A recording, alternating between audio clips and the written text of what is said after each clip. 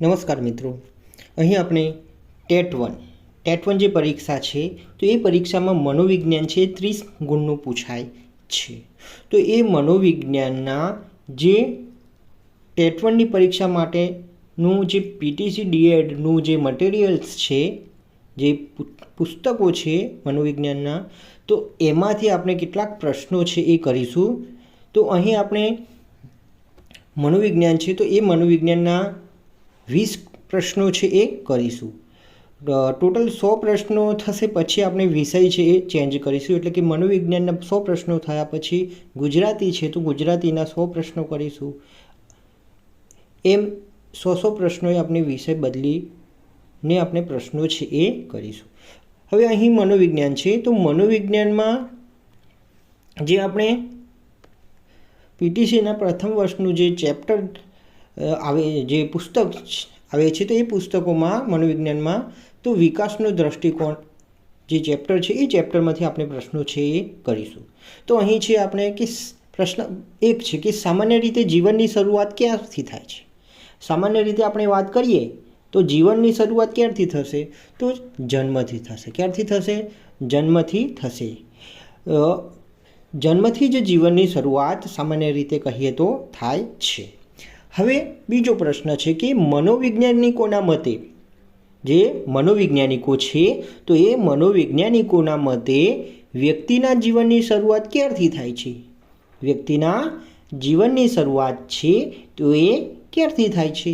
તો એનો જવાબ આપણને મળશે ગર્ભાધાનથી. ક્યારથી? તો ગર્ભાધાનથી થાય છે.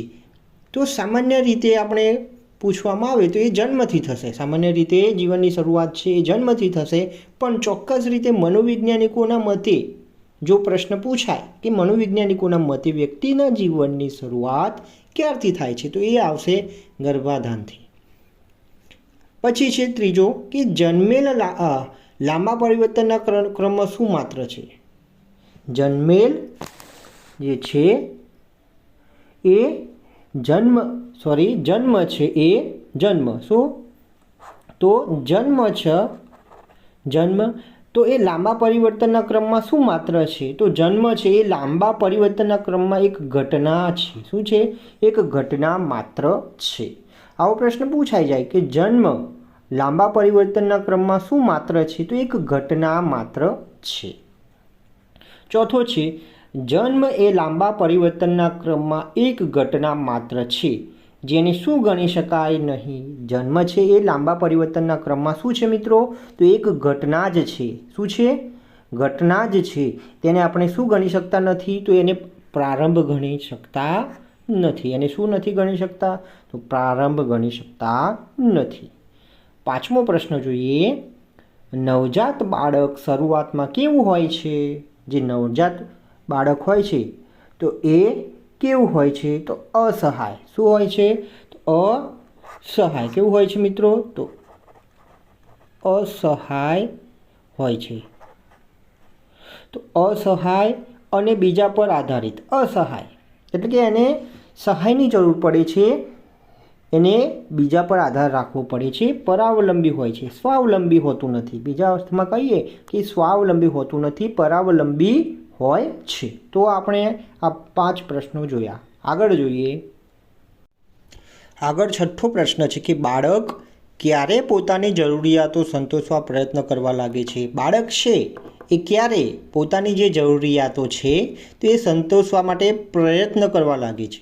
તો બાળક જેમ જેમ મોટું થતું જાય, વૃદ્ધિ, વિકાસ અને પરિપક્વતા પ્રાપ્ત કરતું જાય ત્યારે, તો બાળક છે જેમ જેમ મોટું થતું જાય છે, વૃદ્ધિ, વિકાસ અને પરિપક્વતા એ પ્રાપ્ત કરતું થાય છે ત્યારે એ પોતાની જરૂરિયાતો સંતોષવા પ્રયત્ન કરવા લાગે છે. આગળ છે 7મો પ્રશ્ન. વૃદ્ધિ, વિકાસ અને પરિપક્વતા એ, વૃદ્ધિ છે, વિકાસ છે અને પરિપક્વતા છે એ, તો એનો જવાબ આવશે પરસ્પર અવલંબિત છે, એકબીજા પર આધારિત છે. વૃદ્ધિ, વિકાસ અને પરિપક્વતાને એકબીજાનો આધારની જરૂર પડે છે. તો વૃદ્ધિ વગર વિકાસ નથી, વિકાસ વગર પરિપક્વતા નથી, એમ આપણે કહી શકીએ. એટલે કે વૃદ્ધિ, વિકાસ અને પરિપક્વતા એ એકબીજા પર અવલંબિત છે. તો વૃદ્ધિ, વિકાસ અને પરિપક્વતા વિશે કહી શકીએ કે વૃદ્ધિ વગર વિકાસ નથી, વિકાસ વગર પરિપક્વતા નથી. ત્રણેય કેવી છે? સાંકળ છે, ત્રણેય એકબીજા સાથે જોડાયેલ છે. 8મો પ્રશ્ન છે કે વૃદ્ધિ, વિકાસ અને પરિપક્વતા શું છે? વૃદ્ધિ, વિકાસ અને પરિપક્વતા એક પછી એક થતી નથી, પરંતુ વૃદ્ધિ, વિકાસ અને પરિપક્વતા એક પછી એક થતી નથી કે પહેલાં વૃદ્ધિ થઈ જાય, પછી વિકાસ થાય, પછી પરિપક્વતા થાય, એવું હોતું નથી. પણ જવાબ શું આવશે? અરસપરસના સંબંધથી ચાલે છે. વૃદ્ધિ, વિકાસ અને પરિપક્વતા છે એ અરસપરસના સંબંધથી ચાલે છે. પહેલાં વૃદ્ધિ થઈ ગઈ, પછી વિકાસનો વારો આવ્યો અને પછી પરિપક્વતાનો વારો આવ્યો, એવું હોતું નથી. એ અરસપરસના સંબંધથી જ ચાલે છે. 9મો જોઈએ, વૃદ્ધિનો અર્થ. તો વૃદ્ધિનો અર્થ થશે વધવું. વૃદ્ધિનો અર્થ શું થશે મિત્રો? તો વધવું થશે. પ્રશ્ન 10 છે વૃદ્ધિની વ્યાખ્યા. પ્રશ્ન 10 છે વૃદ્ધિની વ્યાખ્યા. તો આપણે એની વ્યાખ્યા જોઈએ તો ગર્ભાવસ્થાથી માંડીને પુખ્તાવસ્થા સુધીમાં વ્યક્તિના વજન, કદ અને આકારમાં થતા વધારાને વૃદ્ધિ કહે છે. તો ગર્ભાવસ્થાથી માંડીને પુખ્તાવસ્થા સુધીમાં વ્યક્તિના જે વજન છે, કદ છે અને આકારમાં, શામાં? તો વજન, કદ અને આકારમાં થતા વધારાને વૃદ્ધિ કહે છે. મતલબ વજન, કદ અને આકાર એ વૃદ્ધિ સાથે જોડાયેલ છે. અલગ રીતે પ્રશ્ન પૂછી લે કે વજન કોની સાથે સંકળાયેલ છે? વૃદ્ધિ, વિકાસ કે પરિપક્વતા? તો વજન વૃદ્ધિ સાથે સંકળાયેલ હશે. એ જ રીતે પ્રશ્ન પૂછાય કદ કોને સાથે સંબંધિત છે? વૃદ્ધિ સાથે, વિકાસ સાથે કે પરિપક્વતા સાથે? તો કદ છે એ વૃદ્ધિ સાથે સંબંધિત છે. એ જ રીતે આકાર. આકાર વિશે પ્રશ્ન પૂછાય કે આકાર છે એ નીચેનામાંથી કોની સાથે સંબંધિત છે? વૃદ્ધિ સાથે, વિકાસ સાથે, પરિપક્વતા સાથે કે આમાંથી એક પણ નહીં? તો આપણે શું લખી શકીએ? તો વૃદ્ધિ સાથે સંબંધિત છે. પ્રશ્ન નંબર 11 છે વૃદ્ધિ કયા પાસા સાથે સંબંધિત છે? વૃદ્ધિ છે કયા પાસા સાથે સંબંધિત છે? તો શારીરિક પાસા. કયા? તો શારીરિક પાસા સાથે સંબંધિત છે. આગળ જોઈએ 12મો પ્રશ્ન, વૃદ્ધિ વિશે શું કહી શકાય? વૃદ્ધિ વિશે શું કહી શકાય? તો જવાબ છે વૃદ્ધિ એટલે શરીરના અંગોમાં થતા ફેરફાર. વૃદ્ધિ એટલે શરીરના જે અંગો છે તો એમાં થતા ફેરફારને વૃદ્ધિ તરીકે ઓળખવામાં આવે છે. પ્રશ્ન નંબર 13 છે કોના માટે વૃદ્ધિ એ પ્રમાણાત્મક ફેરફાર છે? કયા મનોવૈજ્ઞાનિક છે કે જેને વૃદ્ધિને પ્રમાણાત્મક ફેરફાર કહ્યો છે? તો હરલોક. કોણ છે? હરલોક. એલિઝાબેથ હરલોક છે. તો એમણે વૃદ્ધિ એ પ્રમાણાત્મક ફેરફાર છે એમ કહ્યું છે. પ્રશ્ન 14 જોઈએ તો એલિઝાબેથ હરલોક ક્યાંના હતા? એલિઝાબેથ હરલોક છે તો એ ક્યાંના હતા? તો USA. તો અહીં વૃદ્ધિ એ પ્રમાણાત્મક ફેરફાર છે. તો એ કથન આપેલું છે હરલોકે. તો પછી આપણે શું કર્યું? તો એલિઝાબેથ હરલોક છે તો એની પણ જેટલી પણ માહિતી હતી તે આપણે પ્રશ્નોમાં લઈ લીધેલ છે. તો એલિઝાબેથ હરલોક છે યુએસના વતની હતા. 15મો પ્રશ્ન છે એલિઝાબેથ હરલોકના અભ્યાસ ક્ષેત્રો જણાવો. એલિઝાબેથ હરલોક છે તો એમના જે અભ્યાસ ક્ષેત્રો હતા એ કયા હતા? તો એક તો છે વિકાસાત્મક મનોવિજ્ઞાન, એક છે વિકાસાત્મક મનોવિજ્ઞાન, પછી છે વ્યક્તિગત વિકાસ, પછી કયો છે? તો વ્યક્તિગત વિકાસ છે, પછી છે શૈક્ષણિક મનોવિજ્ઞાન. તો આ જે છે એમના અભ્યાસના ક્ષેત્રો હતા.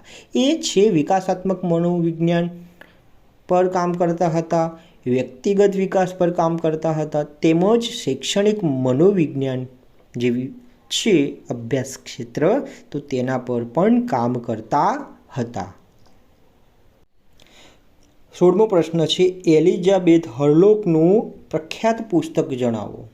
તો એલિઝાબેથ હરલોક વિશે માહિતી આવી છે। તો મિત્રો એમાં જે પણ પ્રશ્નો બને છે એલિઝાબેથ હરલોકને લગતા, તો એ દરેક પ્રશ્નો અહીં આવરી લેવામાં આવ્યા છે। તો એલિઝાબેથ હરલોકનું પ્રખ્યાત પુસ્તક છે તો developmental psychology all life span approach. તો development psychology all life span approach એ એલિઝાબેથ હરલોકનું પ્રખ્યાત પુસ્તક છે। વિકાસ એ જીવનભર ચાલતી પ્રક્રિયા છે, આ વિચાર કોનો છે? વિકાસ છે એ જીવનભર ચાલતી પ્રક્રિયા છે, તો આ વિચાર આપનાર પણ કોણ છે? તો એલિઝાબેથ હરલોક છે। પ્રશ્ન 18 છે, એલિઝાબેથ હરલોકના મતે, એલિઝાબેથ હરલોકનો એક મત હતો, એ કયો મત હતો એ જોઈએ તો દરેક વ્યક્તિનો વિકાસ દર અલગ હોય છે। દરેક વ્યક્તિએ વિકાસ દર કેવો હોય છે? બધાનો અલગ અલગ હોય છે।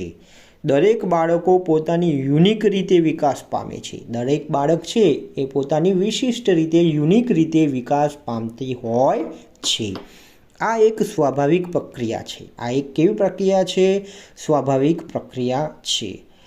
પ્રશ્ન આમ પણ પૂછાય કે વિકાસ કેવી પ્રક્રિયા છે? વિકાસ કેવી પ્રક્રિયા છે? તો સ્વાભાવિક પ્રક્રિયા। કયો? તો સ્વાભાવિક પ્રક્રિયા છે એમ પણ આપણે લખી શકીએ છીએ। હવે 19 છે, એલિઝાબેથ હરલોકના મતે, એમનો બીજો મત પણ આપણે જોઈ લઈએ તો જવાબ છે વિકાસ નિયમિત છે। વિકાસ છે નિયમિત છે એટલે કે વિકાસને રવિવાર હોતો નથી। બાળકનો વિકાસ ચોક્કસ ક્રમમાં થાય છે। બાળકનો વિકાસ છે એ કેવો? ચોક્કસ ક્રમમાં થાય છે। જેમ કે પહેલાં માથું ઊંચું કરે, પછી બેસે, પછી ચાલે। તો આ જે છે એલિઝાબેથ છે તો એમનો વિકાસને લગતો મત હતો। આગળ છે વિકાસના તત્વો તથા અભિગમ જણાવો। એલિઝાબેથ હરલોકના જે વિકાસના તત્વો આપેલા છે એ અને અભિગમ, તો વિકાસના એમને 1 2 3 4 5 વિકાસને એમને 5 તત્વો આપેલા છે। કેટલા? તો વિકાસના એલિઝાબેથ હરલોકે 5 તત્વો આપેલા છે। મિત્રો ખાસ ધ્યાન રાખજો, પ્રશ્ન પૂછાય કે એલિઝાબેથ હરલોકે વિકાસના કેટલા તત્વો સૂચવ્યા છે? તો 5 તત્વો આવશે। તે વિકાસના 5 તત્વો કયા છે એ જોઈ લઈએ। એક છે શારીરિક, બીજું છે જ્ઞાનાત્મક, ત્રીજો છે ભાવનાત્મક, ચોથો છે સામાજિક અને નૈતિક। તો આ 5 એમના વિકાસના તત્વો છે એ એમને સૂચવેલા છે।